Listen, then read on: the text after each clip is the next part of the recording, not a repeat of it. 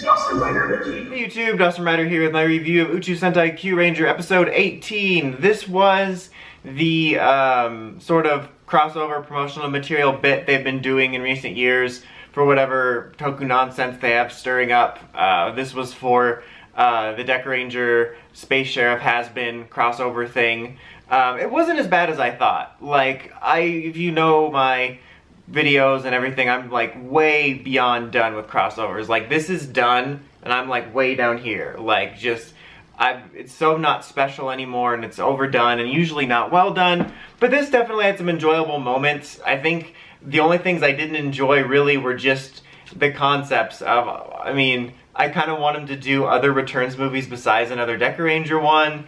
But maybe it's because of who they can get back for the cast. In that case, can we just do Dekaranger Returns 2 and not try to make Gavan happen again? They keep trying to make him happen and it just won't work. I mean, the dude forgot the back of his pants, for God's sake. It's just, did they ever stop to think there's a reason metal heroes aren't around anymore like Sentai and Rider? But that's for a whole other topic of discussion. But, so yeah, it was a lot better done than the X-Aid crossover, which was not even a crossover, it was like a CR, and they forgot to spell the rest because it was like, hey, you're here for no reason. I know that. And then they left.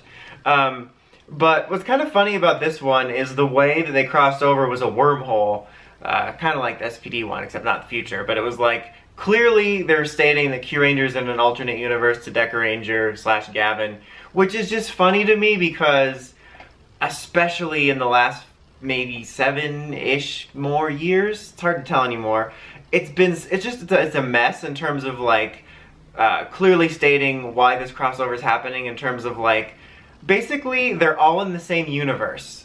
And they're also not, depending on what they need for the given episode or movie. And it's a really crappy and messy way to go about it. And it's kind of funny because I've gotten not a lot of comments like, you know, pouring in, but over the past couple years on videos, whether it's videos like these or toy reviews of people that are genuinely confused, that are like newer to Sentai, of like thinking it's like PR or the way PR used to be, where it's connected and like it's super because of stuff like Ninja and all the crossovers. And like back when I started Sentai, back in my day, they always had the little thing before the crossover movie where it was like, oh, these are two teams that never should have met, and now they are, because they always used to be in their own universe to give them creative freedom. And then you sort of had this team-up verse where they just teamed up, and it was obviously a little messy because of certain things that were contradicted, such as like Dekaranger being in the future or whatever. But it was kind of a smaller, just like a specific blurby area of mess plot that they set to the side. And now it's like this huge mess. But like before, it was just kind of, you could fudge it for that movie because it was one movie. It's just funny that like it used to be so clear. It was basically, they're all separate, you know, so we can have freedom. And then you have the movieverse, which became the Gokaiger universe. I almost said Gokaiverse, which I guess would work. So, and that kind of worked, but now it's like a hot mess. I guess, long story short, I didn't intend to go on that long about it. It's just funny that they actually took the time to clarify that, especially since I think there's a good chance if we ever, when we do like a team-up movie, whether it's another Tyson or if it's Kyuranger and Zyuohger's movie and they have randos show up, they won't even care to mention that. I thought it was funny, and I also just think it's kind of funny and odd that like people that have gotten into Sentai in the last 5 years genuinely think it's supposed to be like a big universe that they care about connecting everything to. But anyway, after 4 minutes of that, the episode, honestly, like I said, wasn't bad.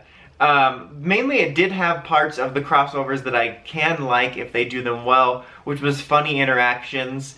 One standout bit was Garu thinking Doogie was his brother, and then like Doogie like accidentally went along with it. He's like, oh, thank you for looking after him. Like, wait a minute, you're not my brother. That was kind of amusing. And Naga's reactions to anything were amusing. Him talking about, you have a shinier suit, you two make a good pairing. There was several funny bits and lines throughout it, and interactions between the characters that I felt was pretty good. It kind of reminded me of Superhero Tyson Z, I think it was. It was the second one, where it was like, on paper, I feel like that would be the one that I enjoy the least because it was the most random. But it was my favorite I use that term loosely just because it had the funniest interactions, and that's what I like to see out of these crossovers. Is I don't really care about Soulless Suit number 7 and 46 standing next to each other with an explosion. I like to see the characters interact, whether it's in a meaningful way because of their character stories, or whether it's in a funny way because it's like, oh hey, this character is kind of quirky and this one's quirky over here. If they got in a scene together, it could be hilarious. And that's kind of what they played off of here. So I'll give them props for that. Like, I honestly laughed quite a bit. I thought there was some funny character interactions, and that's kind of what it boiled down to.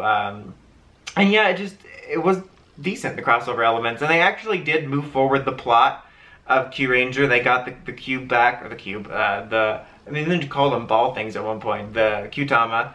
And they killed Squid Lady, who is dead, probably. I mean, if she can reform, she wouldn't be in this universe. But they killed her off, and then at the end of the episode was like a scene of Scorpio picking up his hoodie and stuff, or his hoodie-esque thing, and it looks like next week we're actually going to be continuing the plot. So again, I have to say I'm pretty impressed with the fact, I'm waiting for like a dumb filler. Like, not saying it's been the best, but I'm waiting for like the, oh, we gotta infiltrate the hair salon episode. Like, I'm probably jinxing it just by saying it.